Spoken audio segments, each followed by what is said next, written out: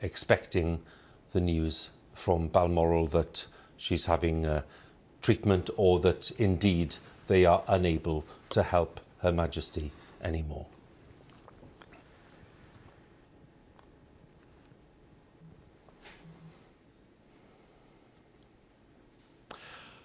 A few moments ago, Buckingham Palace announced the death of Her Majesty Queen Elizabeth II.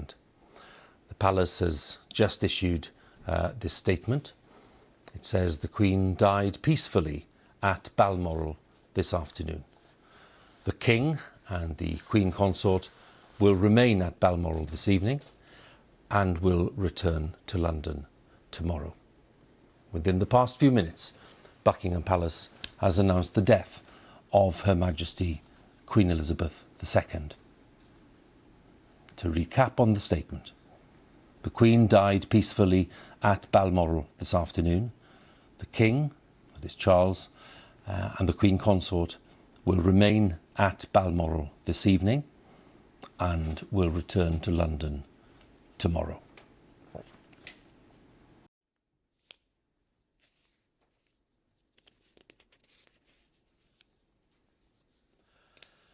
The BBC is interrupting its normal programmes to bring you an important announcement.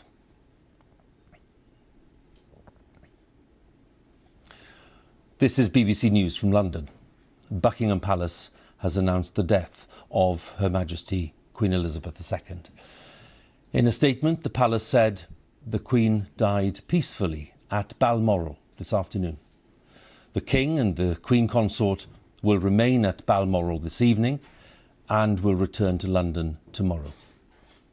BBC Television is broadcasting this special programme reporting the death of Her Majesty the Queen.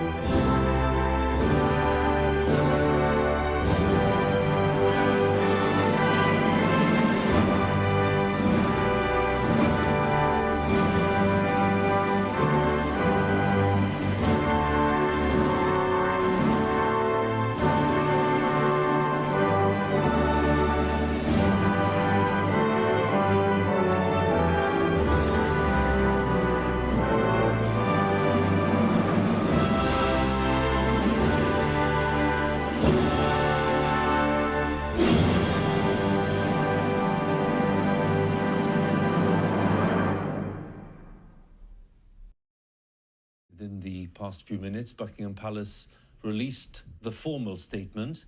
It said this: the Queen died peacefully at Balmoral this afternoon.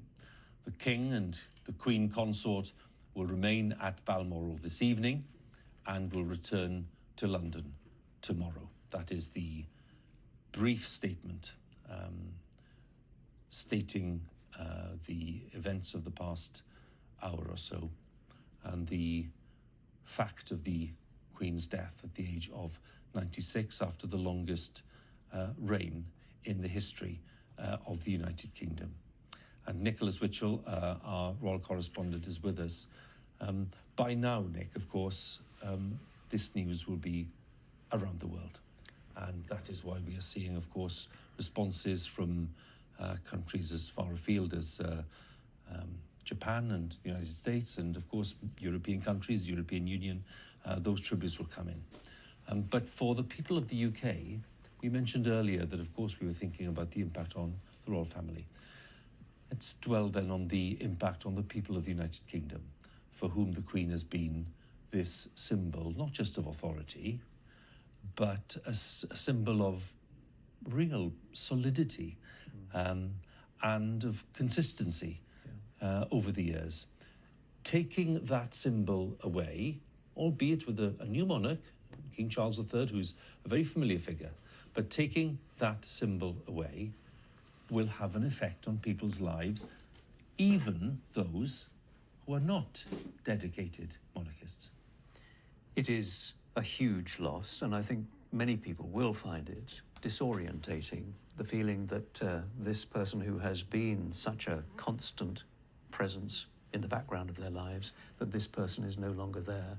It is hard, really, to take it in, to speak of her in the past tense, to fully appreciate that this reign, this longest reign in British history, is finally over. I mean, so many people over the years have said, we wish she could reign forever, we wish she could go on forever. Well, clearly not possible, but that reign ended this afternoon at Balmoral. We now have both a new head of state and a new head of government in the Prime Minister. Who could have imagined that within the space of 48 hours? We will now await details of course, a state funeral, which will take place probably in about 10 days' time. That'll be the first full state funeral in the United Kingdom since that of Winston Churchill back in 1965. And Britain will mourn, and many people around the world will mourn also the passing of Elizabeth II. That presence who was there, the constant and reassuring presence, whilst so much around her changed. Every aspect of life, not just in this nation, but in every other nation around the world, has altered, but she was the one constant, dependable factor in so many of our lives, always there. If you think about the way in which culturally this nation has changed, it was monocultural when she came to the throne, multicultural now. It was very much empire-orientated, the United Kingdom in 1952 when she succeeded to the throne. There is the Commonwealth. The United Kingdom has, as it were, dallied with Europe and has sort of moved away from it. When she came to the throne, a majority of people believed that she was chosen by God. Yeah. There was still, of course, a much greater sense of deference. We're seeing some images here from the earlier stages of her life. She was, there she is, presenting the World Cup to Bobby Moore in 1966, and of course meeting so many American presidents there with the first George Bush, and pursuing her great passion of horse racing. In just so many facets of national life, the Queen was there, this dutiful figure, driven by faith, propelled by duty, with this sense of humility that we were talking about earlier.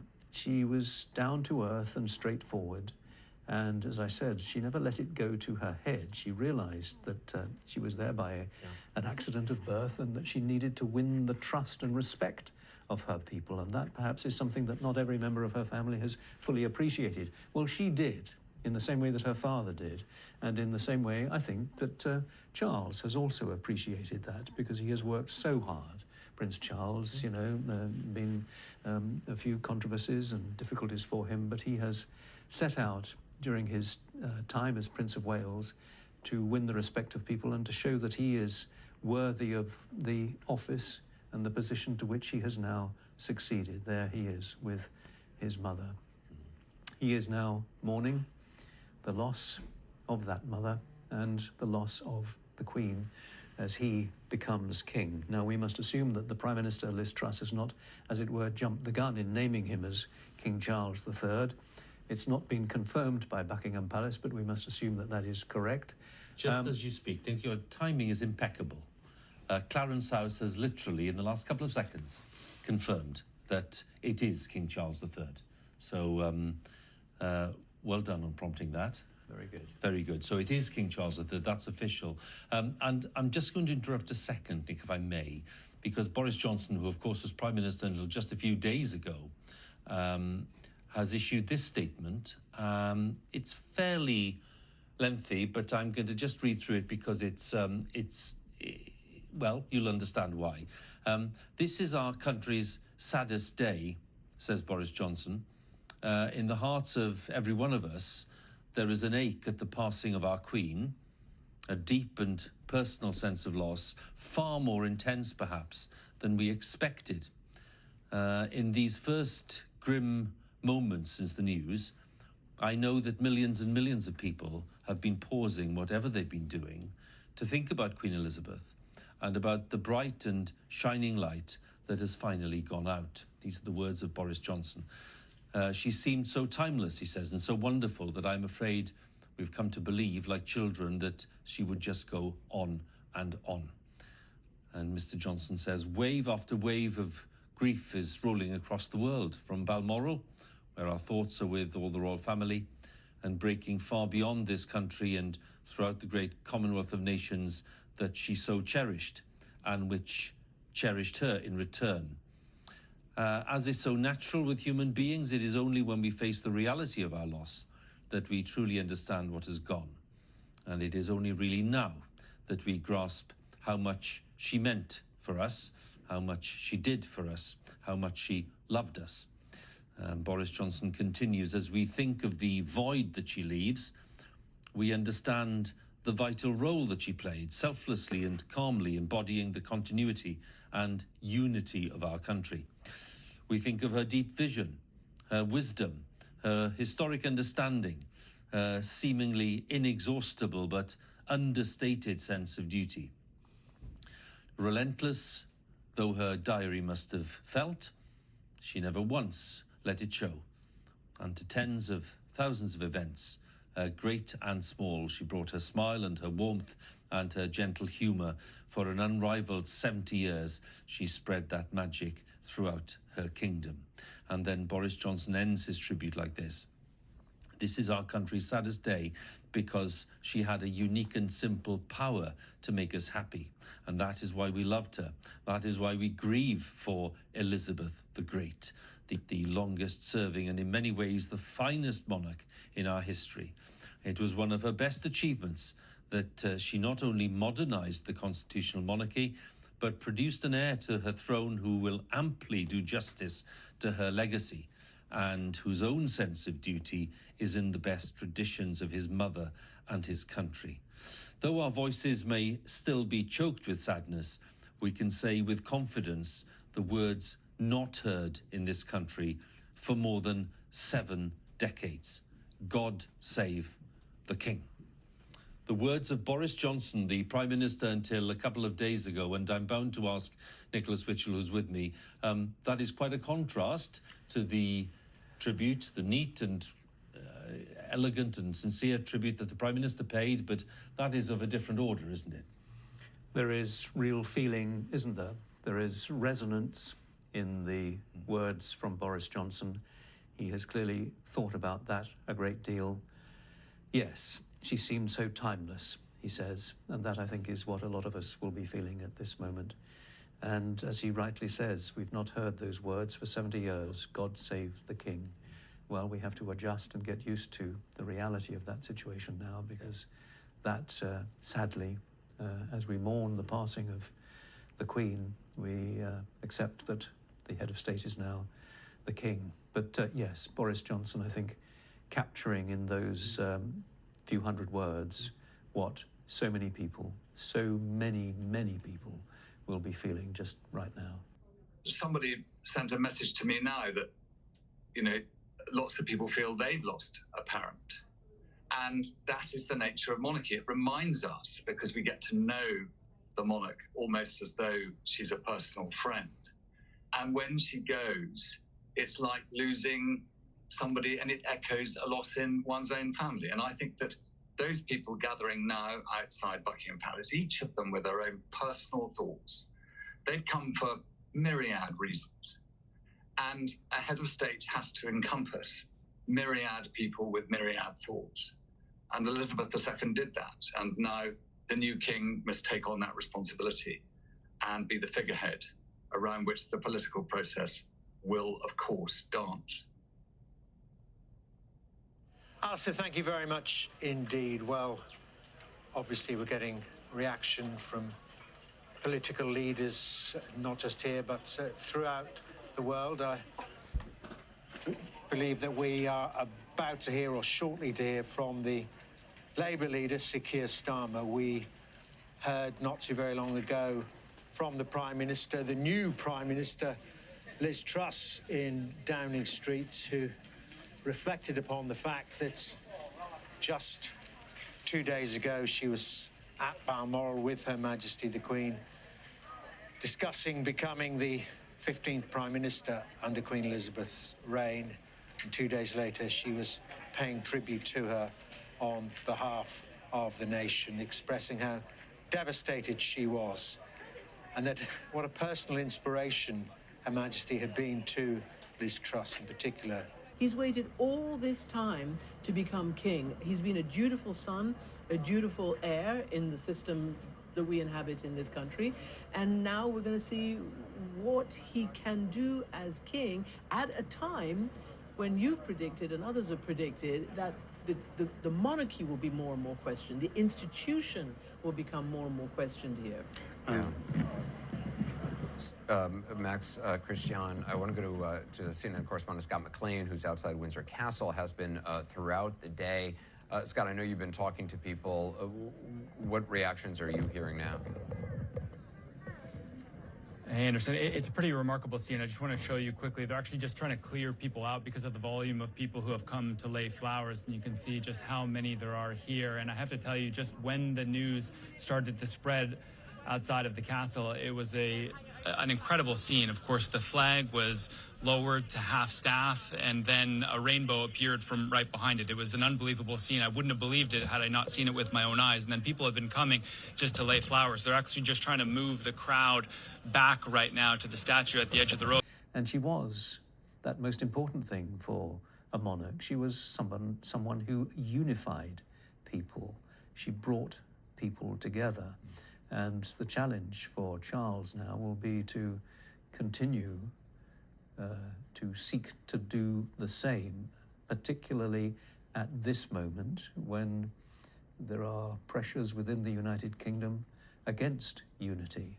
And so Charles, I think, will be very much aware of the challenges that he faces and the task that he must now begin.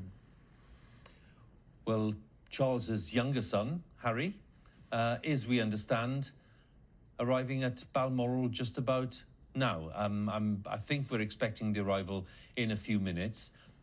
Here we are, the entrance to the Balmoral estate, but the Duke of Sussex, who's travelling alone, we believe, because his wife, Meghan, is not accompanying him, but he's arriving. He didn't come with the main royal party earlier, with the Duke of Cambridge, his brother, and with Prince Andrew and with Prince Edward and the Countess of Wessex. He wasn't with that group. They flew up to Aberdeen quite a few hours ago, and they've been in Balmoral since then. They joined the Princess Royal and the Prince of Wales, who were already there at the Queen's side. So Prince Harry's arrival is considerably later than that. And indeed, it's quite a while after the official announcement of the Queen's death at the age of 96. But we understand that the Duke of Sussex, Harry, is on his way there, and he's about to arrive at Balmoral at this time, where he will join the other members of the royal family. And as we've already heard, the King Charles III and the Queen Consort, they will be staying at Balmoral tonight. They're not returning to London tonight. We had that statement earlier from the King. And they will be returning to London tomorrow. Over the years and then the decades that just touched so many people, as has been alluded to, the fact that there's just an ever-decreasing percentage of people who can remember in Canada, who can remember anyone other than Elizabeth as their monarch. You have to go back really to the Depression generation of people coming of age in that time, and then serving in World War II, who would have any memory of anyone other than Elizabeth in any meaningful way. So for decades and decades of service, and not just to the people of Great Britain, but to Canada and to the entire Commonwealth, she has been a constant presence, and so this is why we all feel touched today. Okay. That was, thank you very much. We appreciate that. That was David Onley, the former Lieutenant Governor of Ontario.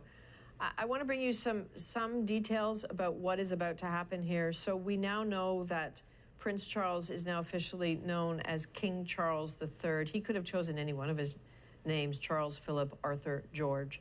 And that at this point, once he is proclaimed the king, the national anthem will change for the first time since 1952 to God Save the King.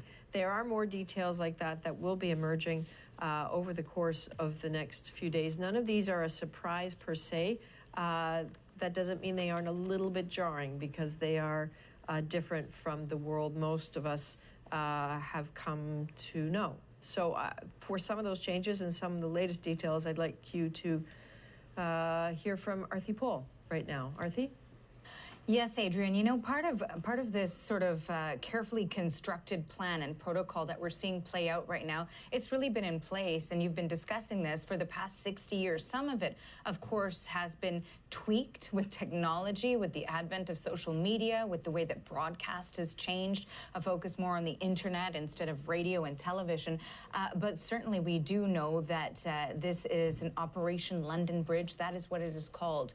When a monarch, when Queen Elizabeth specifically passes. And this, again, these plans have been laid out for decades. So part of these have already, we've already seen these come forward in terms of the sharing of this news. There's a key time frame, approximately 10 to 12 days, that we see a process happen. So how will people be informed? Well, the day itself is referred to as D-Day.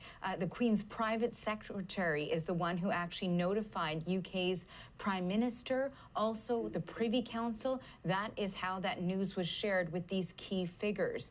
Commonwealth leaders had been notified, and we saw, of course, Prime Minister Justin Trudeau, for example, issue his statement, and other Commonwealth leaders have also issued statements after being notified in this way. News flashes have been sent, official notification of the Queen's death. We saw pinned to the palace gates a very simple statement indicating, of course, also that King Charles III, as we know, will be his name, and the Queen Consort will be in Balmoral at least tonight, and then come down to London tomorrow. And of course, we know that King Charles takes over, King Charles III.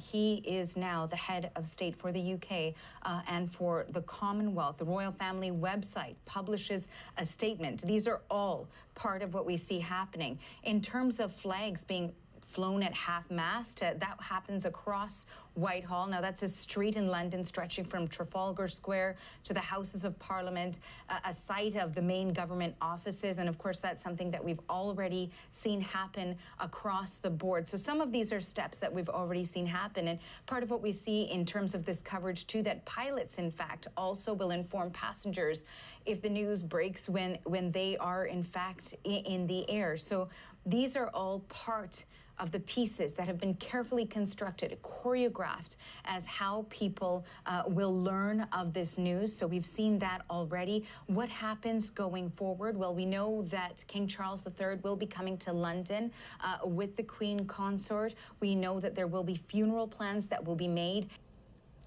Richard, walk us through the next few days now. What happens not only in the United Kingdom, but also in Canada in terms of protocol and next steps, and how people will be grieving? Well, I think people are going to come to terms with this over the next few days and decide, you know, how they want to express that, whether it's laying flowers at certain sites that are associated with the Queen in cities and towns, and there's many of those across Canada, government buildings, whether they're going to write letters of condolence, sign on to a national condolence book, which will be open, I would expect, in the next day or so by the Government of Canada, provincial governments. You know, it's going to impact just the feeling around in the next 10 years, because there's going to be momentous events going on in the United Kingdom. You know, the Queen's body will be moved to Edinburgh in the next day or so. It will lie in state there before it returns to London by train. So we may see a lot of outpouring on that journey across the United Kingdom, which almost goes the breadth of the kingdom itself. And then we'll see events over the next few days which mark the changing of the guard, the accession of Charles as king, which will come within 24 hours, I expect. And then we'll see the flying in state in London, ultimately the funeral, probably the weekend of September 17th or 18th. So 9 or 10 days away from now. You know, the nation's lost a grandmother. You know, Chef, you mentioned what she has been through, and she has been through so much, but who wouldn't? I mean, when you're on the throne for 70 years, you tend to go through a lot. But she lost the love of her life Philip in April of last year. And could it be said, and was it your perception, that to some degree she lived the last 16 months of her life with a broken heart? I think that, the loss of Prince Philip, who'd been by our side for so long, was a major loss to the Queen, and absolutely. And I think that, she had her royal corgis. She loved those corgis, and to have the corgis by her side, but it was never Prince Philip. And, just thinking back now to the days when she was dancing with Prince Philip at Balmoral Castle, the big smiles and beams on both their faces, I think that, she started deteriorating after Prince Philip died. An incredible love story, those two, and it started so young. And she has gone on the record over the years saying when their eyes first met, she just knew. She knew that Philip was the one for her, and she settled on him, and they lived a very long, beautiful love story and life together. Chef, we really appreciate you joining us today. Thank you so much. Thank you for sharing your memories. Also interesting to note, for so many of us that know and have grown up with some of the newer generation of royals, including Kate Middleton, she is so loved by that country, John. And the Queen's biographer, Sally Bedell Smith, speaking today, telling People magazine that Kate Middleton has modeled herself after the Queen.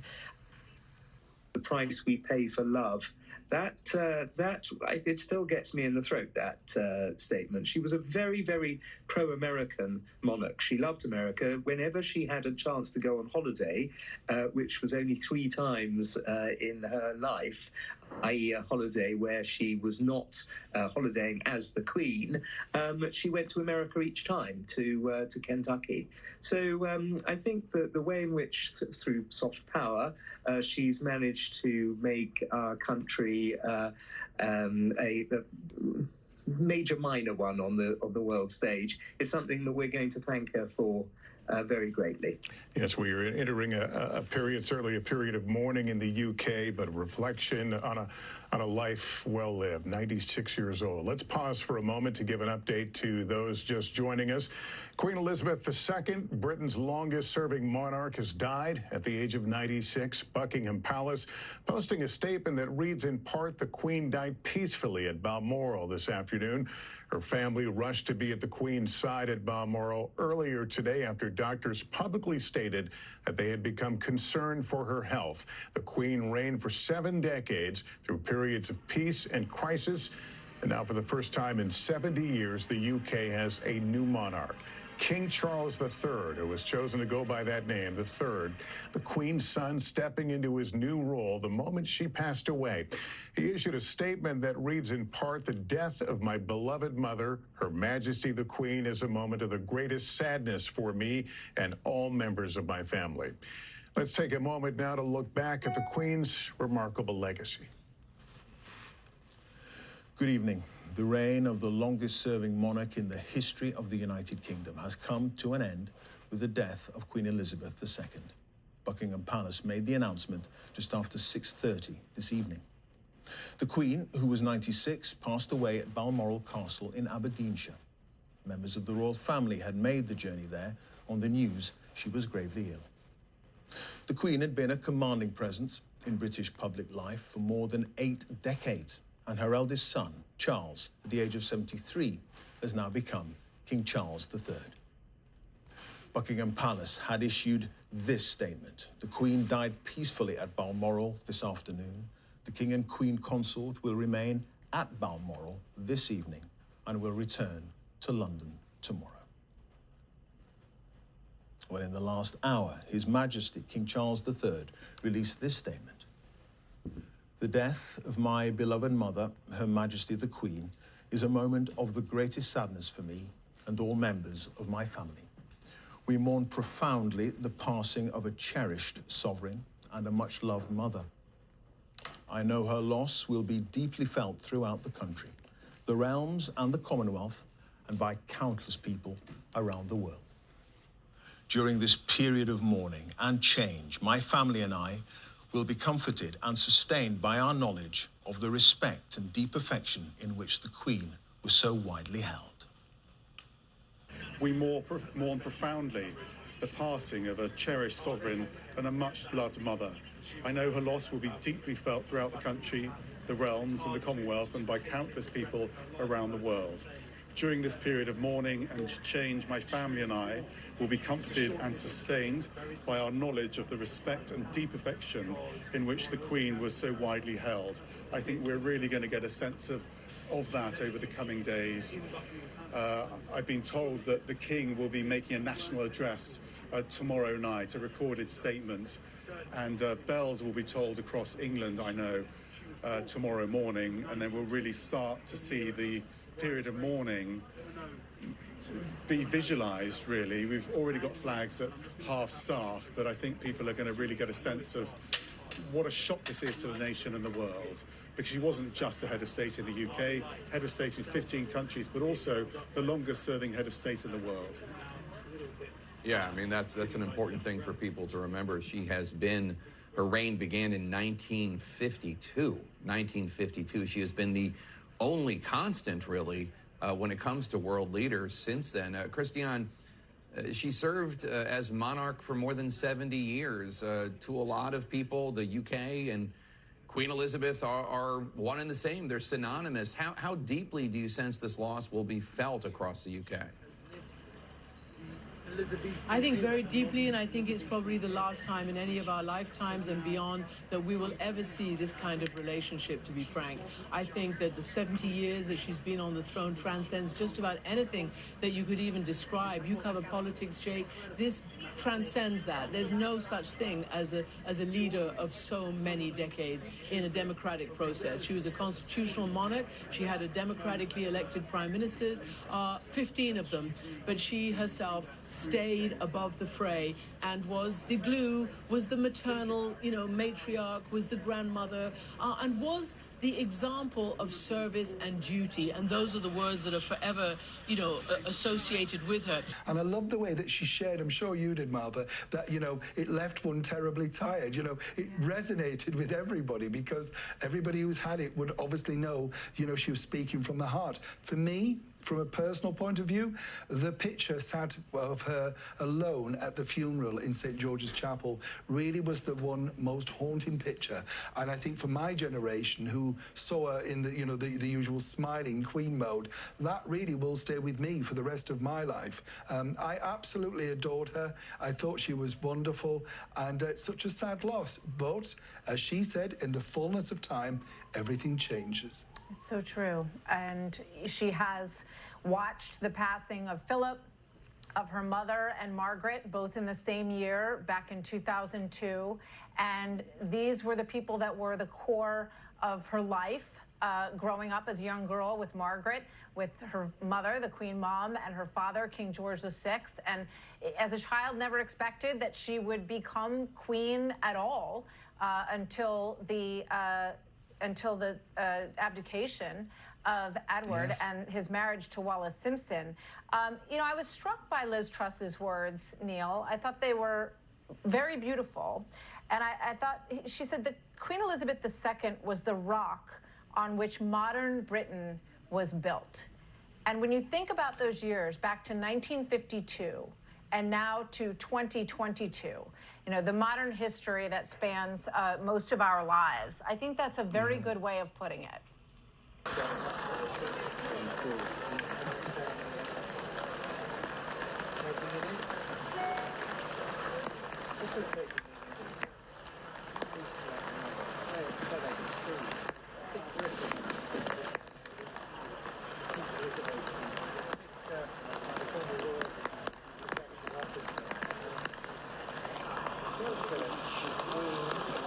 To our diplomatic editor, James Bays, who's at the UN headquarters in New York. What did the Secretary-General have to say, James? Well, it's the Secretary-General and countries all around the world who are paying tribute to Queen Elizabeth after her long reign. In fact, in the last few moments, we've just watched a moment of silence in the UN Security Council at the start of their proceedings, the UN General Assembly also holding a moment of silence, the Secretary General issuing a statement. He'd met the Queen on a number of occasions when he was the High Commissioner for Refugees as the Secretary General, and in his previous post as one of the UK's allies as the Prime Minister of Portugal. He says the United Kingdom's longest lived and longest reigning head of state, Queen Elizabeth II, was widely admired for her grace, dignity and dedication around the world. She was a reassuring presence throughout decades of sweeping change, including the decolonisation of Africa and Asia and the evolution of the Commonwealth, because the Commonwealth is an important factor in this, as are the countries around the world where the Queen was also the head of state. It's not just the UK. She is Queen, or was Queen, of 14 other countries around the world. They have been paying tribute, as have the close neighbours of the United Kingdom. France, for example, President Macron saying that Queen Elizabeth II embodied the British nation's continuity and unity for the last 70 years. I remember her as a friend of France, a kind-hearted queen who left a lasting impression on her country and on her century. I mentioned Commonwealth countries. One of the biggest, of course, is India, the biggest country in the Commonwealth. The Indian Prime Minister, Narendra Modi. Her Majesty Queen Elizabeth II will be remembered as a stalwart of her times. The Canadian Prime Minister, also a member of the Commonwealth. Of course, Canada, Justin Trudeau. It's with the heaviest of hearts that we learned of the passing of Canada's longest reigning sovereign. And when he delivered that, he sounded most emotional. The Prime Minister of Canada, the Dutch King, Willem-Alexander. We remember Queen Elizabeth II with deep respect and great affection, steadfast and wise. She dedicated her long life to serving the British people. So you can see the sort of reaction that's coming in from Europe, that's coming in from the Commonwealth. We're expecting a formal statement from President Biden coming in, a reaction from all around the world.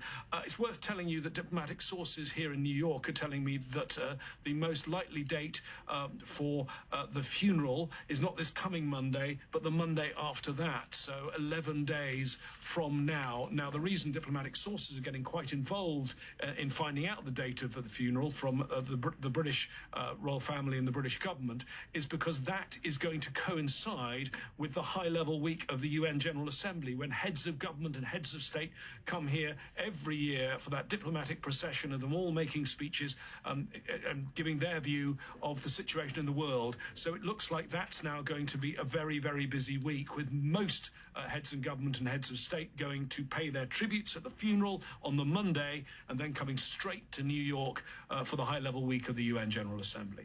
Our diplomatic editor, James Bay, is reporting live from the United Nations in New York. James, many thanks. James mentioned Canada's Prime Minister, Justin Trudeau's reaction to the Queen's death. Let's take a listen to what else he had to say. As her 12th Canadian Prime Minister, I'm having trouble believing that my last sit-down with her was my last. I will so miss those chats. She was thoughtful, wise, curious, helpful, funny, and so much more. Former US President Barack Obama says the Queen's reign was defined by grace, elegance, and a tireless work ethic, defying the odds and expectations placed on women of her generation. And that from the moon landing to the fall of the Berlin Wall to the dawn of the digital age, the Queen served as a beacon of hope and stability for the people of the United Kingdom and the world. Let's go live now to Washington. Our White House correspondent, Kimberly Halkett, is there. What's the White House had to say, Kimberly, about the Queen's death? U.S. President Joe Biden issued a very heartfelt statement. It was lengthy, 7 paragraphs long. It started out by saying that Queen Elizabeth II was more than a monarch. She defined an era. He goes on to say that in a world of constant change, she was a steadying presence and a source of comfort. It's just not going to be live for us there anymore. Very hard to imagine. Most of the people in this country can remember nothing other than the Queen as monarch. Many of those who are elderly remember faintly the former king. But this is an enormous change for this country. It's a very big moment in history, a key pivotal moment. And I think there will be many tears shed tonight and over the next few days for Her Majesty the Queen. I wonder, Sir John, given your interactions with the Queen, obviously, as Prime Minister, what your personal recollections are of meeting her? There are so many recollections, and in many ways so different from what people might imagine. The private meetings that the Prime Minister has with the Queen, which are perhaps scheduled for 45 minutes, in my experience never lasted remotely under an hour, and often some way beyond it, which weren't entirely serious matters, just discussing the matters of the nation. There was a great deal of amusement in them, there was a great deal of humour in them, there was a bit of gossip in them. And apart from that, the serious matters that were discussed, I think people would have been extraordinarily surprised if they realised the depth of information the Queen had about the lives of people in every conceivable part of the United Kingdom. She was always extraordinarily well briefed. And on foreign affairs, of course, she would often say, if there was a difficulty of a foreign leader, well, I met him many years ago, or even I knew his father. There was always a wise word to be had. And those meetings with the Queen are one of the better parts of a Prime Minister's week. I mean, that stability, that continuity that she brought, not just to the monarchy, I suppose, but to all of our lives. She, in turn, dedicated her whole life to their service. And the Queen was familiar with the White House. She first visited here in 1951 when she was still Princess Elizabeth, and most recently visited as the Queen in 2007, where she was welcomed by former US President George W. Bush. We are expecting, you've actually seen it, the flag above the White House has now been lowered just in the last few moments, and that we will see across all the executive branch here in the United States, and that is a major tribute for that to occur. We saw it happen in the Capitol earlier as directed by the Speaker's office, but this has now come at the direction of the US President, Mr. Biden, who met the Queen first as a senator and has had a great deal to do with her over the intervening decades. And we've now heard also from Elton John, and I suspect there will be many, many in the entertainment world who will want to add their thoughts. Elton John saying, along with the rest of the nation, I'm deeply saddened to hear the news of Her Majesty Queen Elizabeth's passing. She was an inspiring presence to be around and led the country through some of our greatest and darkest moments with grace, decency and a genuine caring warmth. That statement from Elton John. Bring in David Spears momentarily with an Australian reaction, but a short time ago, the newly appointed British Prime Minister Liz Truss spoke outside 10 Downing Street.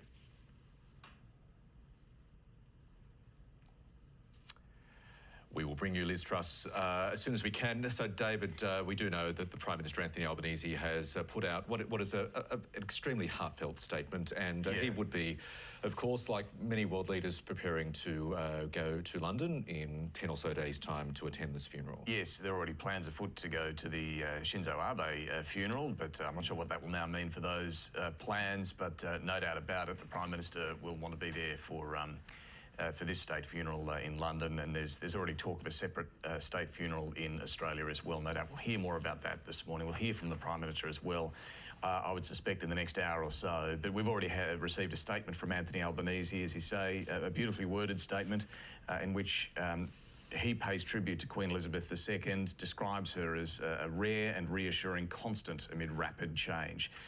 Through the noise and tumult of the years, she embodied and exhibited a timeless decency and an enduring calm. And look, that is the sentiment that we're hearing from so many world leaders and those reflecting on the death of Queen Elizabeth. And it is that reassuring and constant, I suppose, that is one of the reasons why so many have this fondness attachment to Queen Elizabeth. I mean, Kathy Lett put it well earlier, I think. This is such a seismic moment, particularly in the UK, coming at a time of such limbo in that country in particular. I mean, this churn through prime ministers and this cost of living crisis right now.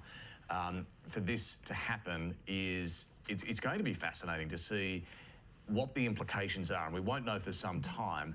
In Australia, I think we've had our periods of revolving door prime ministership as well. Perhaps they'll settle down now for a while. But again, there's this similarity, isn't there, where through it all, through all the change we've had in our politics, there's been this constant of the Queen. Now, I don't think the Australian attachment is quite what it is in the UK, but nonetheless, she was our head of state. And I think that steadiness of her being in that role, and it must be said too, and again, Kathy pointed to how difficult Charles, the King, might now find it remaining apolitical. It must be said the Queen, and look, some will point out points at which she might have, suggested this or that, but I do think through her 70 years, remarkable how she was able to largely stay above the political fray. Easier said than done, I think, in that role. Yes. But she did it very well. Given some of the personalities she dealt with as British Prime Ministers, I'm sure she got sick of meeting the revolving door of Australian Prime Ministers over the last decade. Speaking of Prime Ministers, we can bring you now Liz Truss's comments outside 10 Downing Street a short time ago. We are all devastated by the news that we have just heard from Balmoral. The death of Her Majesty the Queen is a huge shock to the nation and to the world. Queen Elizabeth II was the rock on which modern Britain was built. Our country has grown and flourished under her reign. Britain is the great country it is today because of her. She ascended the throne just after the Second World War. She championed the development of the Commonwealth from a small group of 7 countries to a family of 56 nations, spanning every continent of the world. We are now a modern, thriving, dynamic nation. Through thick and thin, Queen Elizabeth II provided us with the stability and the strength that we needed. She was the very spirit of Great Britain, and that spirit will endure. Liz Truss there. The British opposition leader Keir Starmer has also delivered a statement on the passing of Her Majesty Queen Elizabeth II. Here's a bit of what he had to say. Today we mourn the passing of a remarkable sovereign. It is a deep private loss for the royal family, and our first thoughts are with them at this time. The nation shares in their grief. Queen Elizabeth II created a special, personal relationship with us all, a relationship based on service and devotion to her country. Nobody under the age of 70 has known anything other than Queen Elizabeth II on the throne. For the vast majority of us, the late Queen has been simply the Queen, the only Queen, above all else, our Queen. Keir Starmer there, the leader of the opposition in the UK, as we've been watching the pictures outside Buckingham Palace of people gathering as the evening darkens there. The Queen passed away at Balmoral in Scotland in the afternoon, but the news quickly spread once that announcement had been made, and people desperate to show their feelings, to show their support, the flowers, the candles being laid, and also, as we continue to stress, it's going to be a celebration of this extraordinary life, and we have a sense of that when we talk about that sense of duty and that service and leadership, Michael. Really moving pictures there. That floral tribute is building up. I reckon it will easily surpass that wall of flowers we saw put up outside the gates on the death of Princess Diana in 1997 as the hours and the days tick by. But just an indication of the impact the Queen had on so many people, including here in Australia. I'm getting floods of tributes on my Twitter feed, on Instagram. This one sticks out. It's from Lisa, who says, I was 6 when the Queen visited Adelaide in 1981.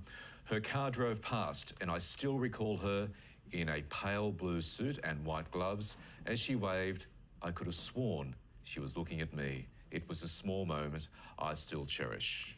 And this is the thing about her outfits that were deliberately chosen so people would get that sense, even in a crowded room or at the Buckingham Palace tea parties during the summer, that if they caught a glimpse of the Queen, and it might just be a glimpse of the colour of her gorgeous hats that she would wear, that they could say, I saw the Queen, and they felt that they had been that had their moment with royalty. This other viewer says, my 80-year-old mother remembers seeing her fleetingly as she and the Duke were driven through Lithgow in the central west of New South Wales in 1954 on what was her first visit to Australia, the first of 16 trips. Theresa May, the former Prime Minister, has put out a statement and she's spoken again of the various themes that we have heard, but I just want to read out this one line where she remarked and reflected on the 75th anniversary of VE Day, and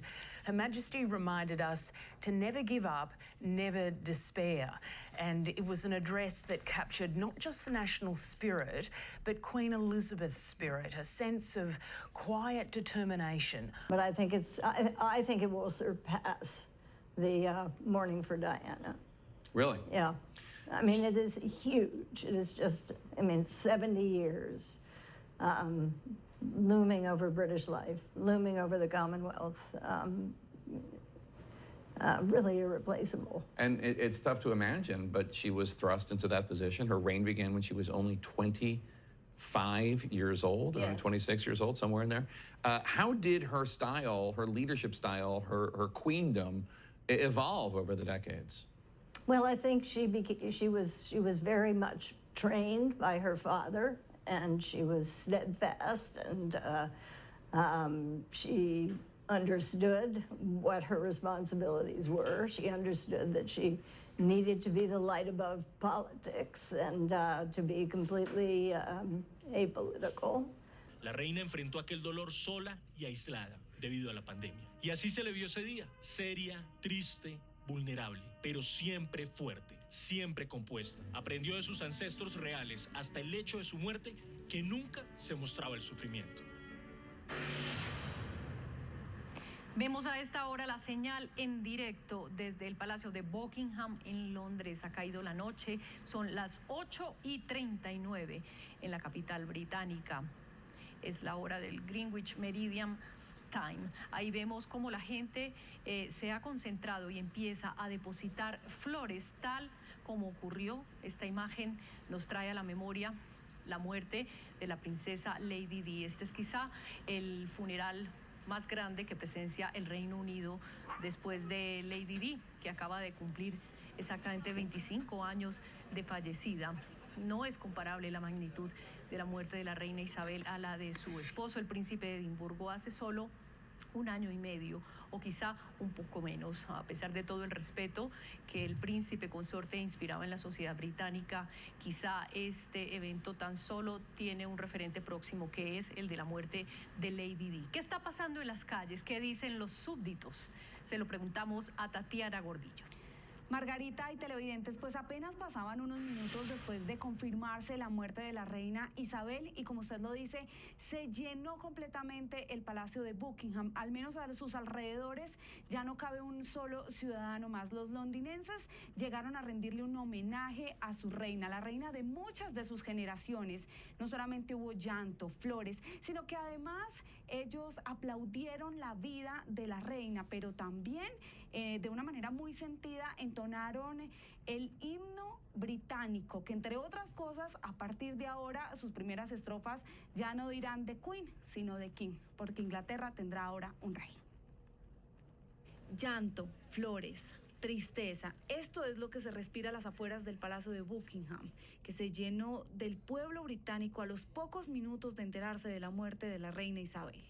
Caía ya la noche y cada habitante de Londres trataba de estar lo más cerca posible del palacio. Fue testigo de la guerra y la reconciliación en Europa y más allá, y de las profundas transformaciones de nuestro planeta y nuestras sociedades. Fue un faro de continuidad a lo largo de estos cambios, sin dejar de mostrar una calma y una dedicación que dieron fuerza a muchos. Que descanse en paz. Nuestros pensamientos están con la familia real y con todos los que lloran a la reina Isabel II en el Reino Unido y en todo el mundo. Llamada en su día Isabel la Firme, nunca dejó de mostrarnos la importancia de los valores duraderos en el mundo moderno, con su servicio y compromiso. Pocos han marcado la historia mundial como Su Majestad la Reina Isabel II.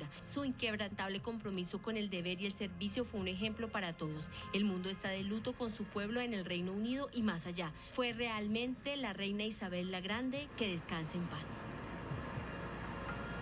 Y un punto aparte, un sentidísimo mensaje fue emitido esta noche por parte de la Casa Real Española. El rey Felipe VI, rey de España y además jefe de Estado de España, Quien se dirigía a la reina Isabel como la tía Lilibet le dirigió un telegrama esta noche al rey Carlos III, al heredero de la corona, en el cual, entre otras cosas, el rey Felipe VI señala el sentido del deber y compromiso al servicio del pueblo del Reino Unido, refiriéndose a la reina e Irlanda del Norte. Fue un ejemplo para todos nosotros y permanecerá como un legado sólido y valioso. Anglicane, effectivement, est devenu tellement progressiste en nommant des évêques de toute obédience que tout simplement les rangs sont vidés, ce qui montre bien que c'est peut-être ne pas toujours comprendre ce qu'est l'attente vis-à-vis d'institutions traditionnelles, ce qui vaut pour la religion comme probablement ça vaut pour la monarchie. Johan, pardonnez-moi. Non, ce qu'on constate quand même, c'est que le décès de la reine est très soudain. C'est-à-dire que personne, en se levant ce matin, ne s'attendait à ce qu'on annonce le décès d'Elisabeth II ce soir, alors qu'on l'avait vu il y a 48 heures, pas en pleine forme, mais quand même en capacité d'accueillir la nouvelle première ministre. Il y a eu pas mal de commentaires sur sa main que l'on a vu, mais quand même amaigrie, mais quand même souriante et debout. Donc il s'est quand même passé quelque chose de grave en 48 heures. C'est la question que je voulais poser à Jérémy Stade. Est-ce que vous pensez qu'on saura, qu'on connaîtra dans les prochains jours, dans les prochaines semaines, les circonstances et les causes exactes de sa mort, ou est-ce que ça demeurera à jamais un secret d'État? Parce qu'encore une fois, tout cela est très soudain et il s'est donc nécessairement passé quelque chose de grave durant ces dernières heures. En mettant en place un nouveau Premier ministre, au masculin, je dis Madame le Premier ministre. Ah, ça fait plaisir. Ça fait plaisir. L'avantage de l'anglais, c'est que la question ne se pose Oui, non, pas. mais sauf que Jérémy a compris que la langue française avait des valeurs, qu'elle avait une façon de s'articuler et qu'il fallait arrêter de la violer. Allez-y, parenthèse refermée. Absolument. Donc, oui, c'est un dernier effort, en quelque sorte, pour conclure son règne. Et cette photo, c'est le dernier hommage à cet effort extraordinaire. Je serais même tenté de dire surhumain, mais bon, c'est juste une hyperbole. Pour répondre à Johan, 96 ans. Oui. Est-ce qu'elle a supporté ces 2 dernières années? C'est ce que j'allais dire. Déjà, la perte de cet homme.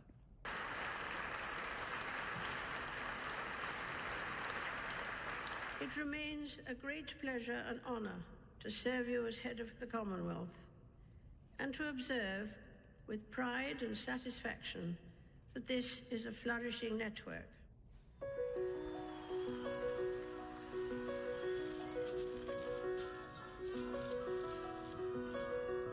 Il a commise, je voudrais juste finir, pardon.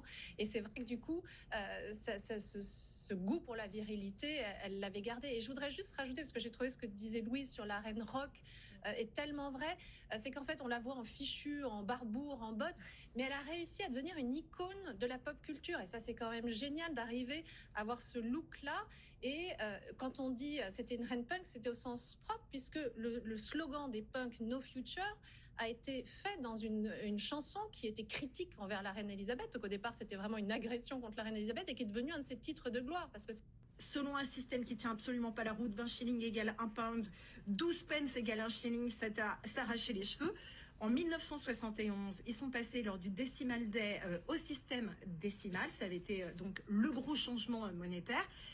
Mais il y avait des pièces et des billets de cet ancien système qui avaient été conservés et qui ont aujourd'hui une valeur supérieure évidemment à la valeur faciale. On peut parier qu'il y aura un certain nombre de billets et de pièces à l'effigie d'Elisabeth II qui vont être conservés et qui ne seront pas remplacés, qui vont donc constituer un petit trésor de guerre entre guillemets pour les Britanniques. Passionnant, Laure Manin. Merci infiniment pour toutes ces explications pour les changements à venir concernant la monnaie en Grande-Bretagne. Les réactions internationales continuent d'affluer pour rendre hommage à la reine Elisabeth II d'Angleterre. On est allé tout à l'heure du côté de Bruxelles, de Berlin. Je vais vous lire à présent la réaction du président français Emmanuel Macron. Sa Majesté la reine Elisabeth II a incarné la continuité et l'unité de la nation britannique plus de 70 ans durant. Je garde le souvenir d'une amie de la France, une reine de cœur qui a marqué à jamais son pays et son siècle. Fin de citation. Feu la reine Elisabeth, il faut le dire, avait des liens particulièrement étroits avec la France, avec ses dirigeants. Elle a vu passer nombre de présidents de la République, nouant même avec certains une sorte de complicité. Retour sur cette relation particulière avec nos confrères de France 2. Château de Windsor. Elle reposera à côté de son père, Georges VI. Voilà donc pour ces explications très précises. Isabelle Rivière, soyons francs, les médias du monde entier savait ce qui allait se dérouler dans les minutes, les heures et les jours qui allaient suivre la mort de la reine. Il y avait donc deux plans, pardon de parler de cette manière-là. Il y avait le plan London Bridge, au cas où la reine décéderait à Buckingham, à Londres, et le plan Unicorn, licorne en français, ou au cas où il décéderait en Écosse, ce qui a été le cas. Et on a vu le détail de ces funérailles à venir.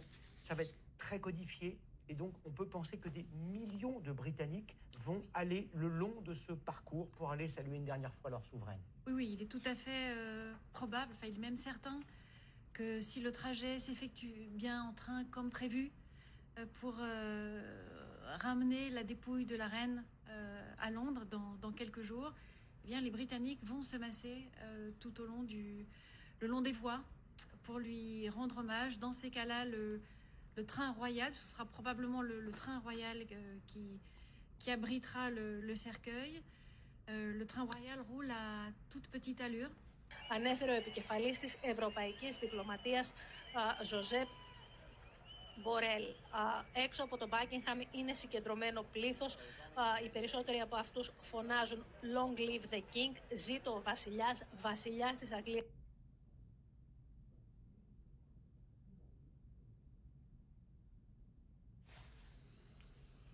Πλέον είναι ο βασιλιάς Κάρολος ο Τρίτος.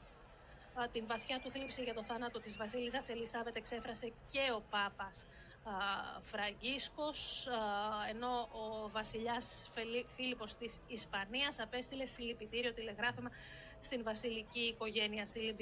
Τα συλληπιτήριά τους εξέφρασαν και ο πρόεδρος των Ηνωμένων Πολιτειών Τζο Μπάιντεν, αλλά και οι τρεις πρώην πρόεδροι Μπαράκ Ομπάμα, George Bush και Bill. Nel grande giardino Ma ti sei di sentito palazzo. anche tu un po' come l'orsetto Paddington? Non ho fatto tutto timoroso pasticci, di non far ho fatto pasticci, è andata bene anche perché lì, a parte le battute, quello che ho potuto vedere, a parte era davvero una donna minuta, molto piccola, quindi in quell'occasione non c'era il principe Filippo, era pochi anni fa, quindi era già molto anziano e aveva già rinunciato, era già uscito dagli impegni pubblici, quindi c'era soltanto la regina Elisabetta con il seguito dei cortigiani, che è stata accompagnata, la sovrana è stata accompagnata in questo vialetto dove eravamo assiepati parecchie centinaia di invitati. Della regina, se qualche gaffe familiare, chiamiamola così, l'ha un po' colpita, ecco. Ma io penso che per lei il suo più grande dolore sia stato non Diana ma Andrew, cioè vedere il tuo figlio prediletto che è coinvolto in una storia di pedofilia e in un modo assolutamente orrendo. Penso che per una madre sia terribile e per una regina che in qualche modo deve tenere è una specie di gruppo. En ik ga praten met twee mannen die de Queen en haar land van heel dichtbij hebben meegemaakt. Peter de Waard, oud-correspondent voor de Volkskrant in Groot-Brittannië. Goedenavond, welkom. Goedenavond. En Simon Smits, voormalig ambassadeur daar, nog niet heel lang geleden afgezwaaid in 2020, als ik het wel heb. Ja. Ja, en u hebt daar zeker van u beiden wel eens van heel dichtbij ontmoet. Wat voor een vrouw was het? Ik heb er vaak ontmoet en de meest, ik denk de belangrijkste keer is als je je zogenaamde geloofsbrieven aanbiedt. Je gaat je melden bij het staatshoofd als nieuwbakken ambassadeur. En ze nam uitgebreid de tijd om van alles te discussiëren. Ze was buitengewoon geïnteresseerd in de EU. Op die tijd speelde natuurlijk nog niet het referendum, maar wel de hele discussie over het Britse lidmaatschap. En je kon echt merken dat ze daar duidelijk dat ze dat volgde, dat ze ermee begaan was en dat ze ook heel graag wilde weten van hoe gaat het nou in Nederland en hoe zitten jullie in de EU. Dus het was een buitengewoon interessant en lang gesprek. Dus je kon zien dat ze heel erg betrokken en geïnteresseerd was. Ja, en kon je dan ook een beetje in haar hoofd kijken? Zoals Fleur vanavond zei, dat deed ze in het openbaar natuurlijk niet. Maar ik kan me voorstellen als je daar als ambassadeur zit, dat ze misschien iets meer het achterste van haar tong laat zien. Tinha pouco mais de 10 anos. Em dezembro de 1936, o rei Eduardo VIII, tio de Isabel e Margarida, surpreende tudo e todos quando decide trocar o trono pelo amor a Wallis Simpson, uma socialite norte-americana com um currículo de 2 divórcios, causando escândalo maior e não menor irritação entre a realeza e entre os súditos. You must believe me when I tell you that I have found it impossible to carry the heavy burden of responsibility and to discharge my duties as king as I would wish to do, without the help and support of the woman I love. As explicações não convenceram os que já pouco convencidos estavam acerca do caráter do monarca, nomeadamente por causa das suas simpatias com o emergente regime nazi. Seja como for, o afastamento de Eduardo VIII ditou a ascensão ao trono do pai de Isabel e Margarida, proclamado aos 12 de dezembro de 1936.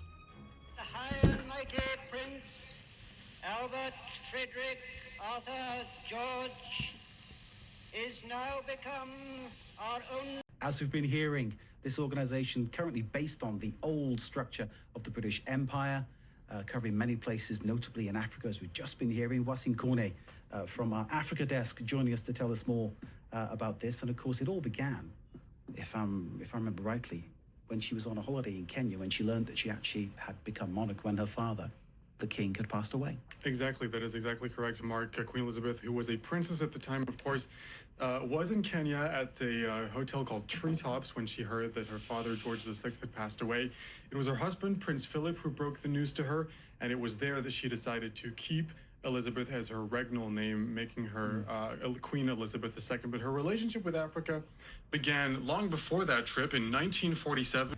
A miles de personas acercarse hasta el Palacio de Buckingham para rendir tributo a la reina fallecida.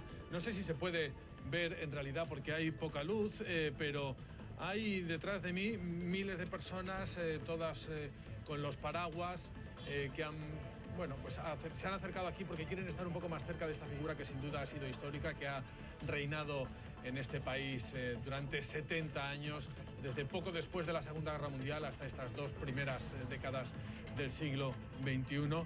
Aquí podemos ver cómo ondea a media asta la Union Jack, la bandera del Reino Unido, y además también llama la atención porque este es precisamente el lugar en el que hace apenas 3 meses se montó un enorme escenario para celebrar esos 70 años de reinado. Por aquí pasaron las mayores estrellas del pop británico, estadounidense e internacional.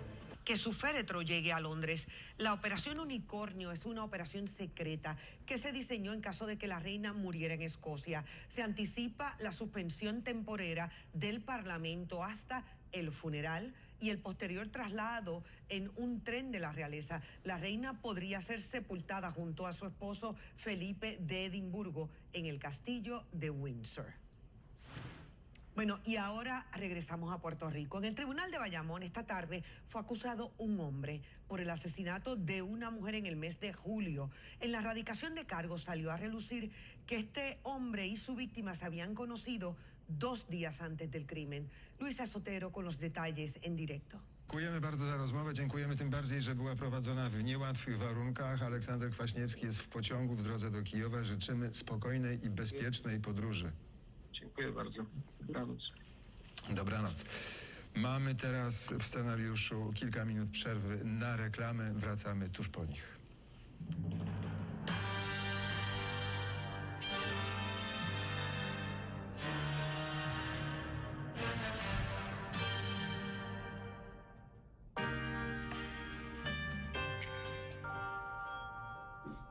Reina Isabel, y además esto, por lo menos en la Casa Blanca, permanecerá hasta el día de su entierro.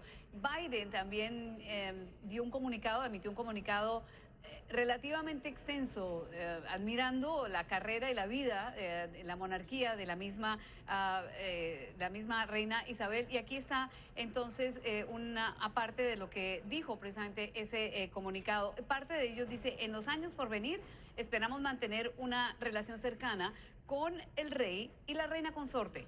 Hoy los pensamientos y oraciones del pueblo de todos Estados Unidos están con el pueblo del Reino Unido y los territorios mancomunados en su dolor. Ese es parte de un comunicado que emitió el presidente Biden, presidente que conoció a la reina Isabel en 1982 y después tuvo su último encuentro el año pasado en junio en 2021 precisamente en Gran Bretaña. Y al admirar su entereza, por supuesto, pues Biden dice que el dolor también es extensivo de parte de todos los estadounidenses. 13 presidentes conoció la misma Isabel, la reina Isabel, con excepción de Lyndon B. Johnson. Hoy también los expresidentes emitieron comunicados expresando su dolor y admirando la figura de la reina Isabel. Desde el expresidente Trump, Obama, Bush, Clinton, Carter, son los que básicamente expresaron su luto y su pesar. Ven ustedes los presidentes que la misma Isabel en sus 70 años de reinado tuvo la oportunidad de conocer. En el Capitolio también. La bandera a media asta, van a ver las imágenes en el momento en que cae la bandera por orden de la presidenta de la Cámara, Nancy Pelosi. También la misma Pelosi anunció que va a haber una sesión corta aquí en el Congreso cuando regresen el próximo martes y solamente para emitir una resolución de luto. Con eso se cierra la sesión como un tributo también, una forma de unirse al dolor del pueblo británico. Y parte de lo que dijo Pelosi también en su comunicado muestra la admiración que tenía por la reina Isabel. Aquí está. Bajo la luz más brillante, la reina Isabel dio una clase maestra de elegancia y fortaleza, poder y desenvoltura. Su vida extraordinaria y su liderazgo continuarán inspirando a las jóvenes mujeres y niñas a participar en el servicio público, ahora y durante generaciones por venir. Esta semana solamente sesionó el Senado y también al nivel de los líderes se escucharon estas palabras de pesar, unas palabras sobrias en el Pleno del Senado, más hablando de la relación con los países y por supuesto de lo que representó una mujer en la historia política del mundo. Aquí está. Her reign saw the dawn of the atomic age. Su reinado vio la caída de la era atómica, la era del Internet, la caída de la Unión Soviética, una pandemia global sin precedente. No solo fue testigo de los grandes giros de la historia, ella ayudó a darle forma por 7 décadas de su reinado, y en cada paso, ella fue precisamente el tipo de líder que exigía el momento. Hoy el Senado y el pueblo estadounidense están unidos con nuestros amigos al otro lado del océano. Estamos unidos en oración, estamos unidos en el dolor y en gratitud por tan extraordinaria líder y por tan exitoso reinado.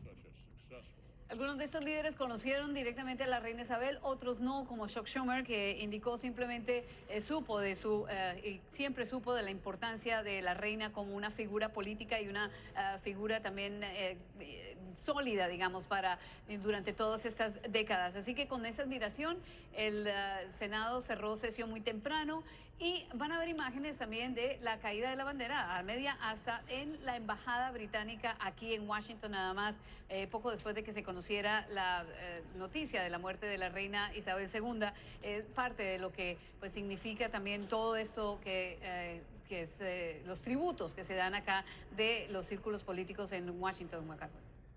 Es muy interesante, Ione, porque el 2 de julio de 1776, el entonces Congreso de las 13 colonias que conforman lo que hoy en día es Estados Unidos, declararon su independencia de la Gran Bretaña, de la monarquía británica, pero hoy en día hay momento de duelo y de unión con un aliado histórico de Estados Unidos, vínculos de historia, de cultura y ahora de despedida a la reina Isabel II en un país como Estados Unidos que no reconoce una monarquía. Muchas gracias, Ione Molinares, reportando desde el complejo del Capitolio, y queremos mostrarles imágenes y sonidos de lo que está ocurriendo en Washington. Esto es la Catedral Nacional de esta capital.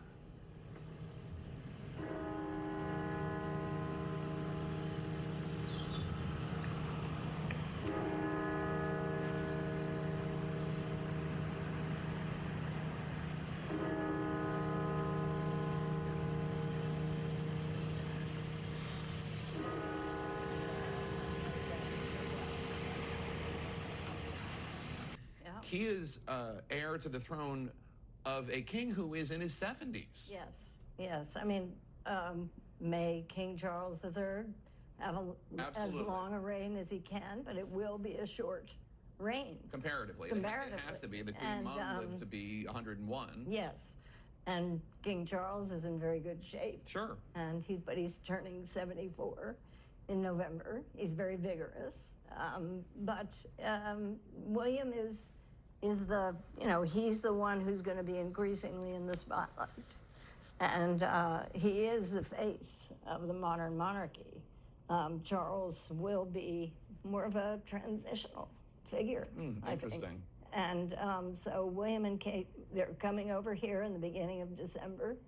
They're going to be in Boston. He's going to be launching his Earthshot Prize.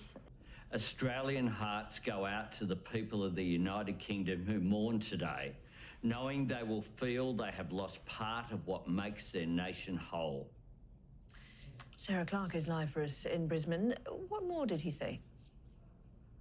Well, Anthony Albanese has made this address in the last 20 or so minutes on national TV here in Australia.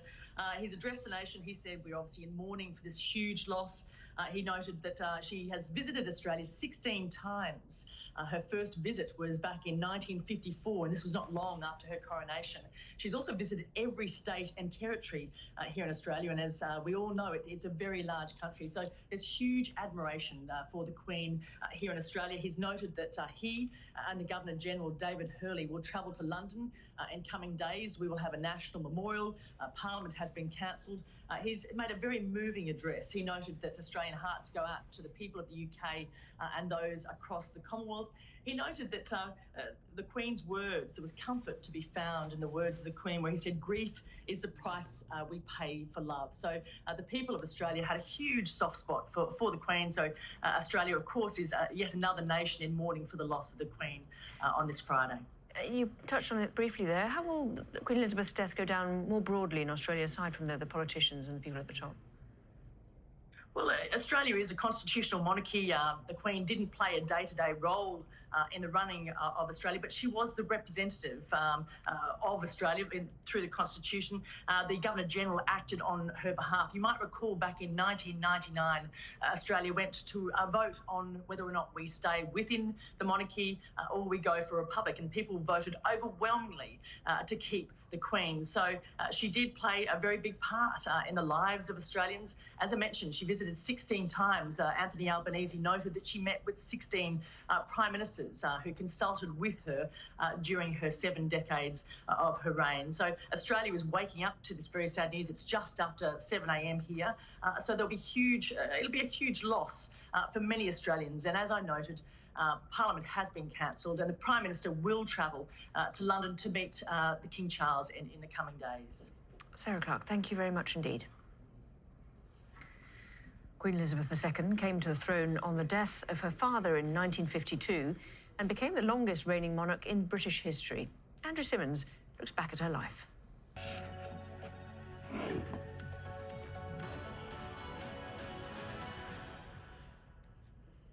Приветствую вас на телеканале М1. Я Мария Лопатто, и вы смотрите новости из Венгрии. Коротко о главных событиях дня.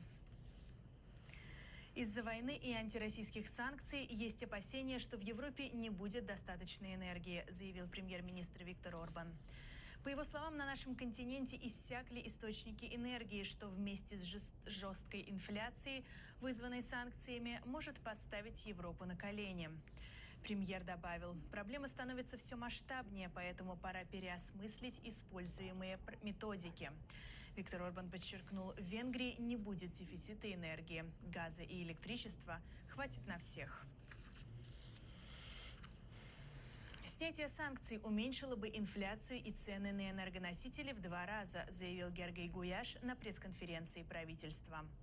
По последним данным статистического управления, годовой уровень инфляции в августе составил 15,6%.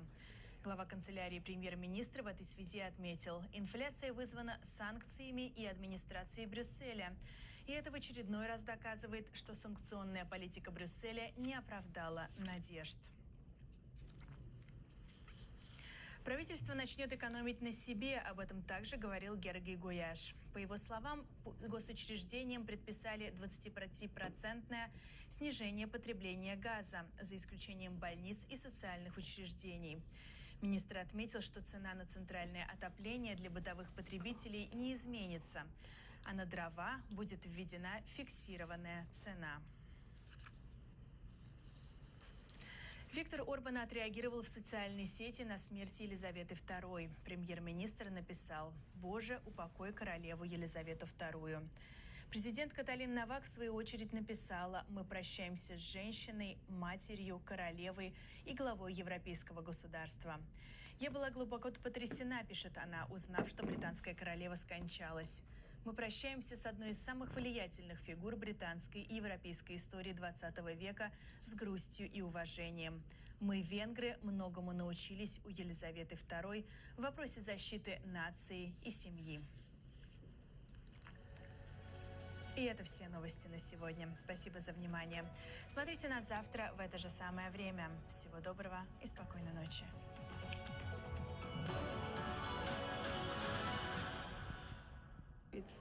It's really amazing and it's really surreal.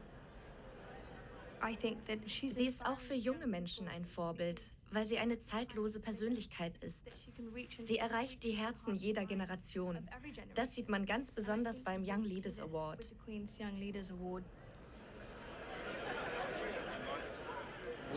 Wir alle brauchen Vorbilder. Von alten, treuen königlichen Militärs oder königlichen Polizisten oder königlichen Beamten jeglicher Art. Diesen ganzen Menschen widmet sich ja die Krone ununterbrochen. Das heißt, der Tagesablauf ist durchgetaktet von morgens um 8 bis abends um 11.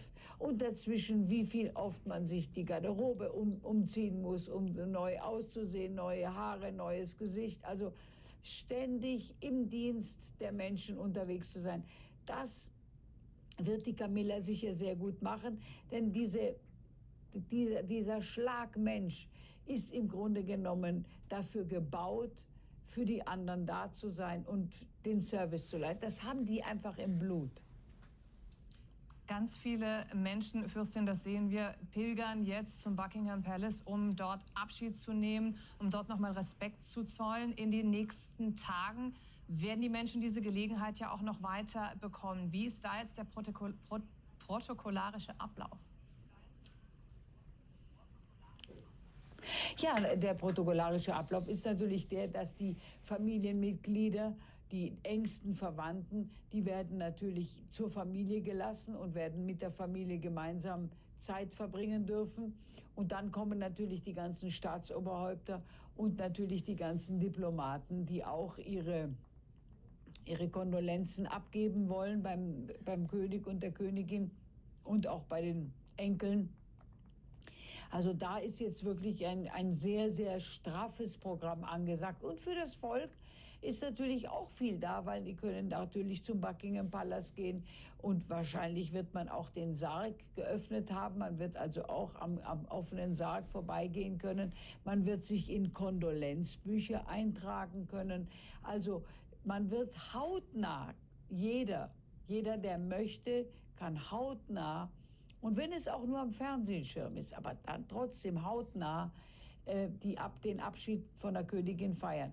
Das ist eben ein Service, den der britische Staat seinen Bürgern bietet. Und das ist auch etwas wunderbar Anmutendes und auch sehr nah. Man fühlt das förmlich. Wir sehen also der Union Jack ja auch auf Halbmast am Buckingham Palace. Aber eure Durchlaut, ich möchte mal mit Verlaub fragen, und Inga Griese hat vorhin davon gesprochen, eigentlich ist die royale Family ja eigentlich eine Firma, auf Englisch eine Firm. Die machen eine Menge Geld damit, mit dem Auftritt. Aber jetzt ist ja die entscheidende Frage. Queen Elizabeth II., sie stand über allem. Sie thronte im wahrsten Sinne des Wortes darüber. Ist die Monarchie in Großbritannien, die ja auch immer wieder kritisiert worden ist, tatsächlich zukunftsfähig? Wird sie weiter existieren? Wie sehen Sie das? Sie kennen sich aus in diesen Kreisen. Aber ich muss eine Berichtigung machen. Firma war eigentlich ein Spaß. Das hat man nur aus Spaß gesagt. Das ist keine Firma. Geld wird da nicht verdient. Okay, I gotta get back to it and then I gotta go do my pickup. Bye-bye. Carlos III, mas por talvez um vício, né? Primeiro a gente está acostumado a chamar ele de príncipe como Charles, sem dúvida nenhuma.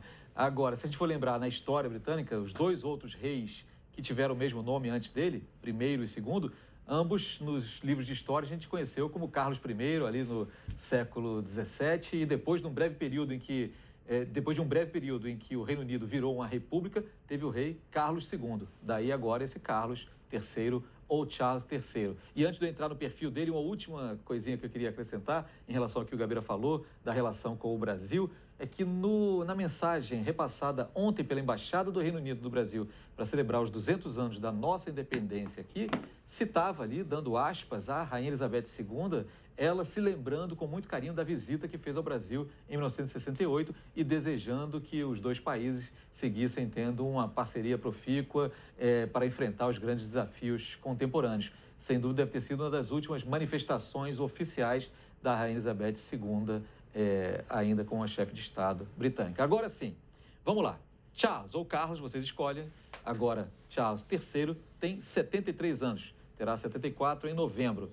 Nasceu ainda sob o reinado do avô, Jorge VI, em novembro de 48. Foi batizado Charles Philip Arthur George, tanto que havia uma dúvida se ele se chamaria como rei Charles Arthur George. Ele poderia escolher algum desses nomes ainda, né? Quando ele completou 3 anos, a mãe Elizabeth foi coroada Rainha Elizabeth II. Charles estudou arqueologia, antropologia e história, tudo isso na prestigiada e antiquíssima Universidade de Cambridge. Recebeu o título de Príncipe de Gales aos 20 anos. Hopefully it was a very peaceful death. We're showing our viewers now and those last photos of the Queen just 2 days ago, as you said, formally appointing Liz Truss as the new Prime Minister of the UK, her 15th Prime Minister. And yes, she did look a bit frail and she looked all of her 96 years, but as you say, relatively healthy, which underlines the shock of her dying 2 days after these photos were taken. Okay, we now have King Charles, and obviously, first and foremost, he is mourning the death of his mother, but what happens next? How does the succession... He formally became king, of course, the minute his mother died, but take us through the mechanics of the change now. استخدام الغاز عشان قال ما عنده قروش، زول مريض يعني حتى ما يقدر يسخن بيته ويسخنه، فدي القضايا الامتحان الحقيقي لليسترس هو اللي حيأثر على علاقاتنا مع باقي العالم، لأنه الليلة نحن كمان برضو في حاجة مهمة جدا كنت أتمنى يعني أذكرها من قبل، إنه بريطانيا تتصدر الحرب ضد أوكرانيا. حقيقة هذا ما العالم كله بيعرفه، حتى موقف بريطانيا من قضية أوكرانيا تتصدر الدفاع ونحن نتصدر ما في أوساط الطبقة الحاكمة في بريطانيا بشأن ترتيبات الجلوس في الحفل. ممثلو الإمبراطورية والكومنولث والعائلة الملكية وأقرباؤها والأساقفة والنواب جميعهم أرادوا الحضور. النبلاء والنبيلات الذين دعوا إلى الكنيسة بناء للتقليد القديم شكلوا مجموعة بشرية كبيرة. أتساءل كيف احتفلتم بالسنة الجديدة؟ بعض الناس يحبون الاحتفال بصخب وسط حشود مهللة. نعم، لا يزال الناس متفائلين بعناد، والسنة الجديدة لا تزال تعد موضوعا للابتهاج للموسيقى والرقص والبالونات المتفرقعة. في عام 1953 منذ فترة طويلة، لكن هذا الرحيل المفاجئ الذي باغت الجميع خاصة في هذا اليوم الممطر والعاصف في بريطانيا. إذن كما تفضلتم، نعم هناك استعدادات، هناك حضور كبير للجميع. لندن هذه الليلة ومدن أخرى لن تنام، كل الجميع حقيقة يترقب.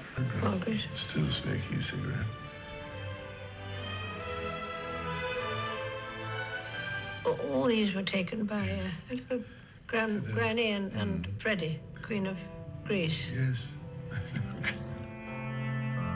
Queen Mary, my great-grandmother. Pammy? Yeah. Margaret? Margaret Rose. Penny Mountbatten. To the British crown. And it was alone that she celebrated her Platinum Jubilee. an achievement counted in years and the boundless affection of the British people.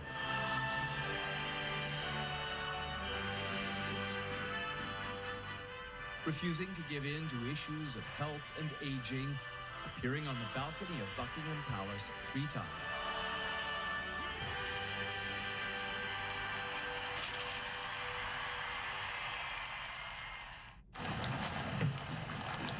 A life of duty and show accepted as both a privilege and a burden. I declare before you all that my whole life, whether it be long or short, shall be devoted to your service and to the service of our great imperial family to which we all belong. A promise made and a promise kept to the end of her reign. Elizabeth II, Queen. Paul Workman, CTV News, London. We're joined now by Richard Berthelsen, who has served 4 governors general, lieutenant governors, and organized royal tours across Canada since 1978. Great to have you with us, Richard. You know, Paul just said the monarchy endured. Joins us now. Keith, the reaction from our political leaders was immediate and heartfelt. Yes, indeed. In fact, we knew this day was coming, but it still came as a shock, I think, to so many to see this actually occur. Certainly the BC legislature today, many people walking around the halls of the legislature, taking pictures of the royal displays and such. It's basically all that everyone's talking about today. And it's quite remarkable when you think that for most of us, she's been our queen our entire lives. And she dates back to a time when people like Harry Truman and Joseph Stalin and others were, and Winston Churchill were running the world, or just come out of World War II just a few years before. And again, that she alone stood this test of time all this time, ruling longer than I think anyone had probably imagined. Certainly, millions of people in the UK are grieving and mourning today, tonight, and will continue to do so for many days to come. I know that I've spoken to family members who have been left in tears. I know that I have shed several tears myself over the Queen's passing. And I think that I am one of so many who have shown a great outpouring of emotion, because that's how significant a role the Queen played in our lives as British people. Queen Elizabeth II was the rock on which modern Britain was built. She has inspired us, on occasion comforted us, and always personified values we hold dear. She was thoughtful, wise, curious, helpful, funny, and so much more. She was one of my favorite people in the world. Jennifer, the world's reaction. Conversations you have in the UK about the same thing our colleague Sarah was talking about, and that is King Charles III now taking over as the monarch, and sort of the sentiment there about what that might entail. Yeah, it's essentially all change, Vashi. Charles, as you say, the Prince of Wales, is now king after he acceded to the throne immediately on the death of his mother. We learned this evening that his official title from here on will now be King Charles III. He will be referred to as His Majesty rather than His Royal Highness. His wife, Camilla, meanwhile, as wife of the king, is now the Queen Consort and will also be known as Her Majesty rather than Her Royal Highness. Now, as Charles's eldest son, Prince William, the Duke of Cambridge, has now inherited the title the Duke of Cornwall from his father. So he and his wife will now be known as the Duke and Duchess of Cambridge and Cornwall. Their children have now become Prince George of Cornwall and Cambridge, Princess Charlotte of Cambridge and Cornwall, Prince Louis and Prince Louis of Cambridge and Cornwall. So all pretty straightforward there. Where things get a little more confusing, Vashi, is with the children of the Duke and Duchess of Sussex, Prince Harry and Meghan. Now, you may remember... vont me manquer énormément. Elle était intéressée, intéressante, engagée, curieuse, drôle. Elle m'a beaucoup conseillé, beaucoup aidé. Dans un monde très compliqué. Sa présence, sa grâce, sa force a été une ressource importante pour nous tous. C'était une de mes personnes préférées au monde. Et elle me manquera énormément. Selon le protocole, Madeleine, le Canada est donc en deuil pour 10 jours. Oui, effectivement. Patrice, c'est toujours un peu compliqué de connaître exactement quel sera le protocole, ou c'était compliqué de le savoir parce que l'appareil gouvernemental nécessairement se préparait à ce moment, mais il ne voulait pas le communiquer publiquement.